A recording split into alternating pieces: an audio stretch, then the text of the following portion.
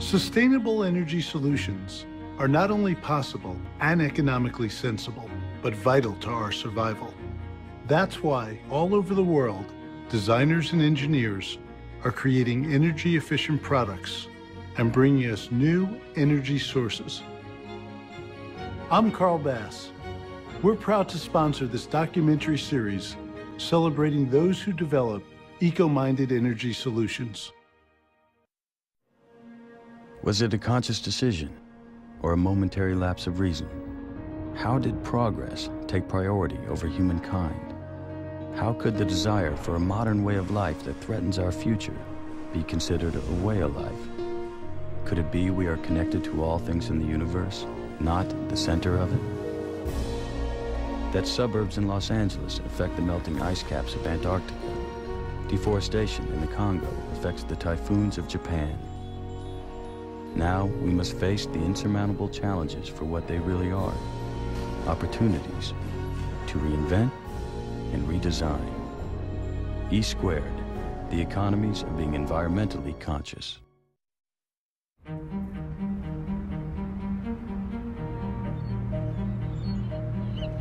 To only talk about aesthetics is actually kind of an insult to an architect, because that's the result of something. It's what it finally looks like. But that result, like the lunar landing module or a helicopter, is a result of a series of processes and thinking that went into it that allow it to behave a certain sort of way. We've gone from I like or don't like this building to understanding what the building does and tracing that through to a broad value system or ethic of where we have to behave as a culture to fit in the world. What we're producing here is the best of this time.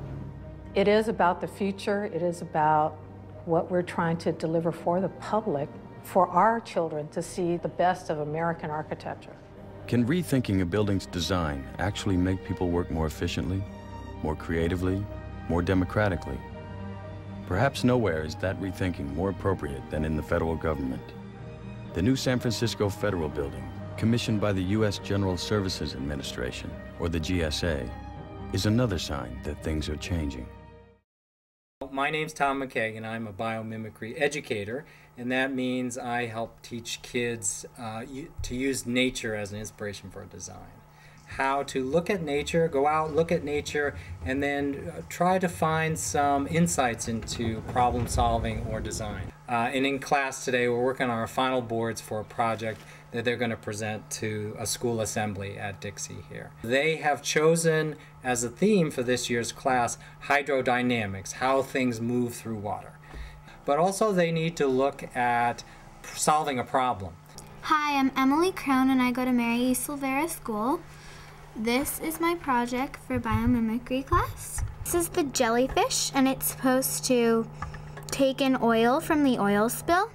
And I chose the jellyfish because the way it moves helps me with my project. And I first researched oil spills to see what I would need to get the oil. And then I researched animals that had these kind of abilities, and the jellyfish had it. How is this going to help our world? I remember this cartoon where they had this man traveling around, and all the statues were, groups of people, and the caption in the cartoon was, "There are no more great men, only great committees." Well, our world is going to be a very collaborative, integrative place. An engineer is going to be working with a biologist, is going to be working with a business person, and they're going to be working in teams, and they're going to be trying to innovate in new ways that solve problems that up till now have been intractable. 3.8 billion years of research and development in nature has produced a lot of really cool answers that we're just now tapping into. And these kids, in their world, more and more, this will be their world, using biology to solve everyday problems as well as big crises. And so I think this class is good to give them an exposure to that. Hi, I'm Jay Harmon. I'm the CEO of Pack Scientific, a San Rafael-based company that specializes in biomimicry. Nature is a master designer. It builds much more efficient systems than anything humans do. Hi, I'm Jason Oppenheimer with PAX Water Technologies. You've seen some of the geometries that PAC Scientific has developed using the theory of biomimicry. At PAC's Water, what we've done is apply those geometries to solve one of the major problems facing water utilities. This is a full-size mixer for mixing up to 7 million gallon tanks. You can see it here in front of a 4 million gallon tank in Southern California. This product consumes only 300 watts of energy, approximately enough to run a couple of light bulbs, and mixes this entire volume to maintain water quality, reduce energy consumption needed in the system, and optimize the use of disinfectants and reduction of the disinfection byproducts. I'm Australian. Well, this is an emu egg from Australia. An egg is an absolute masterpiece of design. When nature designs anything, it designs solutions for everything that's involved with this. So here we have this masterpiece of design that has no negative effects on the environment. Everything's recycled. It uses the minimum of materials, the minimum of energy. It's streamlined, and it brings itself back into the nest.